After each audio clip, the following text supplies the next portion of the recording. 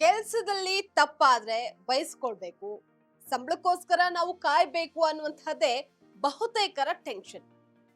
ಆದ್ರೆ ಒಂದು ಸಲ ಯೋಚನೆ ಮಾಡಿ, ಬೆಳಗ್ಗೆ ಎದ್ದಾಗಿಂದ ಯಾವ ಕೆಲಸ ಮಾಡೋ ಚಿಂತೆನೂ ಇಲ್ಲ, ಹಣವನ್ನ ಸಂಪಾದಿಸಿ ಬದುಕನ್ನ ನಡೆಸಬೇಕು ಅನ್ನುವಂತಹ ಜವಾಬ್ದಾರಿನೂ ಇಲ್ಲ ಅಂತಂದ್ರೆ ಹೇಗಿರುತ್ತಲ್ವಾ? ಮಹಾರಾಜ ಮಹಾರಾಣಿ ಥರ ಬೆಳಗ್ಗೆದ್ದು ಸೇವಕ ಸೇವಕಿಯರು ತಂದು ಕೊಡುವಂತಹ ನಮ್ಮಿಷ್ಟದ ಕಾಫಿಯನ್ನ ಹೇಳ್ತಾ, ಮನಸ್ಸಿಗೆ ಬೇಕು ಅನಿಸಿದಂತಹ ಊಟ ತಿಂಡಿಯನ್ನ ಸವಿತಾ ಜಾಲಿಯಾಗಿದ್ರೆ ಹೇಗಿರುತ್ತೆ ಅಲ್ವಾ? ಅದೇ ಅಜ್ಜಿ ತಾತ ಹೇಳ್ತಾ ಇದ್ರಲ್ಲ, ಹಿಂದಿನ ಕಾಲದ ರಾಜ ರಾಣಿಯರ ಕಥೆ, ಹಾಗೆ ಸೂಪರ್ ಅಲ್ವಾ? ಬಟ್ ಇಲ್ಲೊಂದೇ ಒಂದು ಟ್ವಿಸ್ಟ್ ಏನ್ ಗೊತ್ತಾ? ಸೇವಕ ಸೇವಕಿಯರು ರೋಬೋಟ್ಗಳು, ಜಸ್ಟ್ ಫಾರ್ ಎ ಚೇಂಜ್ ಅಷ್ಟೇ.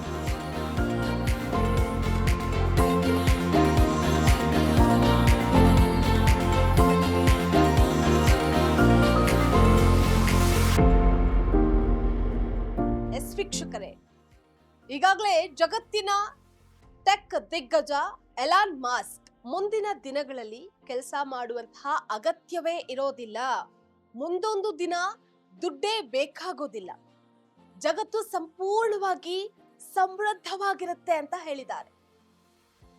ಎಲಾನ್ ಮಾಸ್ಕ್ ಅವರ ಈ ಮಾತು ಕೂಡ ಈಗಾಗಲೇ ಎಲ್ಲೆಡೆ ವೈರಲ್ ಆಗಿದ್ದೂ ಉಂಟು, ಕೆಲವರು ಶಾಕ್ ಆಗಿದ್ದೂ ಇದೆ. ಹಾಗಾದ್ರೆ ಈ ಮಾತಿನ ಅರ್ಥ ಏನ್ ಗೊತ್ತಾ? ನಮ್ಗೆಲ್ಲ ಗೊತ್ತಿರೋ ಹಾಗೆ AI ಬಂದ್ರೆ ಡ್ರೈವರ್ ಕೆಲಸ, ಗುಡ್ಸೋ ಕೆಲಸ, ನರ್ಸ್ ಮಾಡುವಂತಹ ಕೆಲಸ ಎಲ್ಲವೂ ನಮ್ಮ ಕೈ ತಪ್ಪುತ್ತೆ ಅನ್ನೋದಷ್ಟೇ. ಆದ್ರೆ ಮೈನಿಂಗ್ ಕೆಲಸಗಳಿಂದ ಹಿಡಿದು ಎಂಜಿನಿಯರಿಂಗ್ ಕೆಲಸವನ್ನ ರೋಬೋಟ್ಗಳೇ ಮಾಡುತ್ತೆ. ಫ್ಯೂಚರ್ನಲ್ಲಿ ಯಾರಿಗೂ ಯಾವ ಕೆಲಸವೂ ಇರೋದಿಲ್ಲ. ಕೆಲಸ ಅನ್ನೋದು ಕಂಪ್ಲೀಟ್ ಆಗಿ ಹವ್ಯಾಸವಾಗುತ್ತೆ. ಈಗಾಗಲೇ ನಾವು ಮಾಡುವಂತಹ ಅದೆಷ್ಟೋ ಕೆಲಸಗಳನ್ನ ರೋಬೋಟ್ಗಳಿಗೆ ವಹಿಸಿದ್ದಾಗಿದೆ. ಈಗ ದೇಹ ದಂಡಿಸೋಕೆ ಅಂತ ಹೇಳಿ ಮತ್ತೆ ಮೆಷಿನ್ಗಳ ಮೇಲೆ ಡಿಪೆಂಡ್ ಆಗಿದ್ದೀವಿ ನಾವೆಲ್ಲ.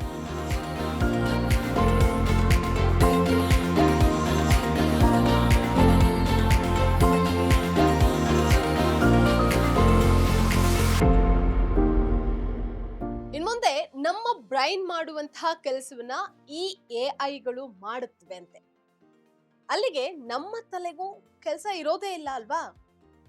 ಈಗಾಗಲೇ ಡೆವಿನ್, ಸೋರಾ, ಚಾಟ್ GPT, ಜೆಮಿನಿ ಪ್ರೋಗಳು ಇಡೀ ಜಗತ್ತನ್ನ ಆವರಿಸ್ಕೊಂಡಿದೆ. ವಿಡಿಯೋ ಎಡಿಟಿಂಗ್, ಕಂಟೆಂಟ್ ರೈಟಿಂಗ್ ಎಲ್ಲಾ ಕೆಲಸಗಳನ್ನ AI ಮಾಡ್ತಾ ಇದೆ.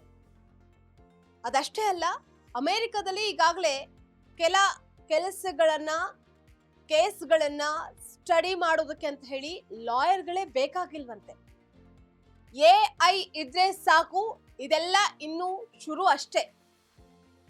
ಈಗಾಗಲೇ ಮನೆ ಕೆಲಸ, ಗುಡ್ಸೋದು, ಒರೆಸೋದು, ಅಡುಗೆ ಮಾಡೋದು, ಆಪರೇಷನ್ ಮಾಡೋದು, ಗಾಡಿ ಓಡಿಸೋದು, ಹೀಗೆ ಎಲ್ಲಾ ಕೆಲಸಗಳನ್ನ ರೋಬೋಟ್ಗಳೇ ಮಾಡೋದಕ್ಕೆ ಆರಂಭ ಮಾಡಿದೆ. ಇದೆಲ್ಲ ಈಗಾಗಲೇ ಆರಂಭ ಅಷ್ಟೇ. ಮುಂದಿನ 10-20 ವರ್ಷಗಳಲ್ಲಿ ಎಲ್ಲರ ಮನೆಯಲ್ಲೂ ರೋಬೋಗಳದೇ ದರ್ಬಾರ್ ನಡೆಯೋದು ಪಕ್ಕಾ ಆಗತ್ತೆ. ಇನ್ನು ಮನುಷ್ಯರಿಗಾದ್ರೂ ಒಂದು ಕೆಲಸ ಹಚ್ಚುತ್ತೋ ಅಥವಾ ಹೆಚ್ಚಾಗುತ್ತೋ, ಮಾಡೋಕ್ಕಾಗಲ್ಲ, ಬೋರ್ ಹೊಡೆಯುತ್ತೋ, ಇಲ್ಲಾಂತಂದ್ರೆ ಸುಸ್ತಾಗುತ್ತೆ. ಆದ್ರೆ ರೋಬೋಗಳಿಗೆ ಹಾಗಲ್ವೇ ಅಲ್ವಲ್ಲ? ಮಷಿನ್ನ ಚಾರ್ಜ್ ಮಾಡಿ ಆನ್ ಮಾಡಿದ್ರೆ ಆಯ್ತು, ಬ್ಯಾಟ್ರಿ ಡೌನ್ ಆಗುವವರೆಗೂ ಕೆಲಸ ಮಾಡ್ತಾನೆ ಇರುತ್ತೆ.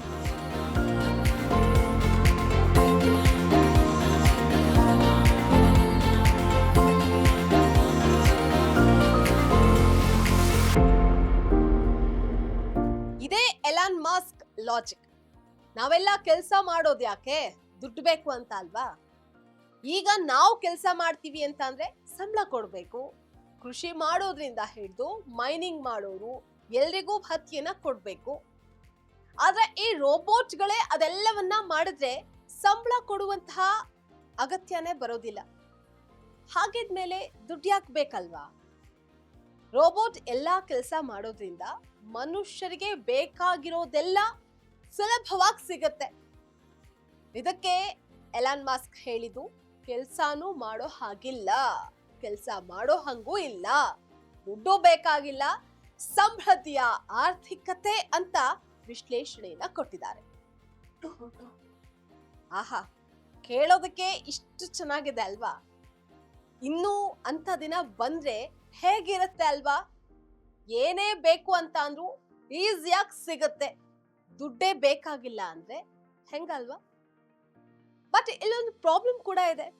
ಅದೇನಪ್ಪಾ ಅಂತ ಅಂದ್ರೆ, ಮನುಷ್ಯನಿಗೆ ಏನಾದ್ರೂ ಒಂದು ಬೇಕೇ ಬೇಕು. ಮನುಷ್ಯ ಬದುಕೋದಕ್ಕೆ ಕಾರಣ ಬೇಕು. ಇಲ್ಲದೆ ಹೋದ್ರೆ ಆಕ್ಟಿವ್ ಆಗಿರೋದಕ್ಕೆ ಸಾಧ್ಯ ಆಗೋದಿಲ್ಲ.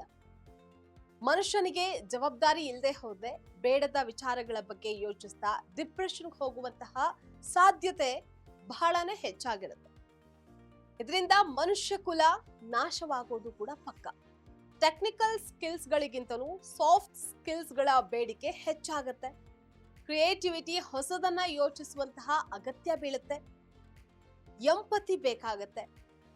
ಜೊತೆಗಾರರ ಅಥವಾ ಎದುರಿಗಿರೋರ ಕಷ್ಟಕ್ಕೆ ಸ್ಪಂದಿಸೋದಾಗ್ಲಿ, ಭಾವನೆಗಳನ್ನ ಅರ್ಥ ಮಾಡಿಕೊಳ್ಳುವಂತಹ ಮನಸ್ಥಿತಿಯನ್ನ ಬೆಳೆಸ್ಕೊಳ್ಳುವಂತಹ ಅಗತ್ಯ ಇದೆ. ಹಾಗೆ ಲೀಡರ್ಶಿಪ್ ಕ್ವಾಲಿಟಿಯ ಅವಶ್ಯಕತೆಯೂ ಇರುತ್ತೆ. ಇದರಿಂದ ಜನರನ್ನ ಹಾಗೆ ವ್ಯವಸ್ಥೆಯನ್ನ ಮುನ್ನಡೆಸುವಂತಹ ಗುಣಗಳು ಬೇಕಾಗತ್ತೆ. ಈ ಎಲ್ಲಾ ಸ್ಕಿಲ್ಸ್ ಇರುವಂತವ್ರಿಗೆ ಮಾತ್ರ ಮುಂದಿನ ದಿನಗಳಲ್ಲಿ ಕೆಲಸ ಇದ್ದೇ ಇರುತ್ತೆ.